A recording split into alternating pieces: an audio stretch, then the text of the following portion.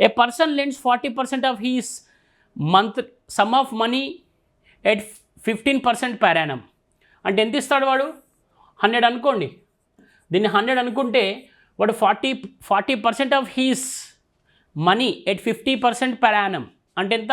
మనకి ఎంత వస్తుంది? 40% అంటే 6 వస్తుంది ఇక్కడ. నెక్స్ట్ 50% ఆఫ్ ద రెస్ట్, ఓకేనా? 40% వీనికి ఇయ్యంగా రిమైనింగ్ ఎంత మిగిలిందమ్మా? ఇక జాగ్రత్త రాస్తా చూడండి. సో ఫస్ట్ పార్ట్ వాడు ఏం చేశాడు? 40%లో రైట్ 15% per annum ఇంట్రెస్ట్ ఇస్తాడు. అంటే ఎంత? ఇది 6. Next remaining 50% of the rest. ఇప్పుడు వీనికి 40 ఇవ్వాలంటే ఇంక రిమైనింగ్ ఎంత ఉంటుంది? 60, రైట్?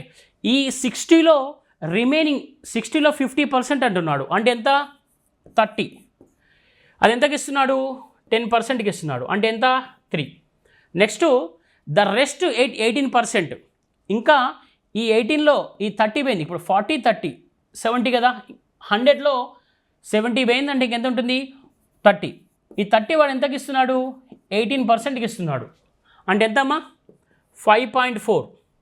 ఓకే, సో టోటల్ ఎంత అవుతుంది? ఇది 14.4 అవుతుంది. వాడు ఏమడుగుతున్నాడు? If the interest is calculate on the whole sum what would with the annual interest rate అన్నాడు. మనకు సింపుల్ ఇంట్రెస్ట్ ఎంత వచ్చింది ఇక్కడ? మనకి 14.4 రూపీస్ వచ్చింది. ప్రిన్సిపల్ ఎంత తీసుకున్నాము? 100 తీసుకున్నాము. What we need to find out? Rate of interest కదా. రేట్ ఆఫ్ ఇంట్రెస్ట్ అంటే 14.4/100 × 100 ఎంత వస్తుంది? 14.4%. Simple calculation, no calculation mistake చేయకూడదు.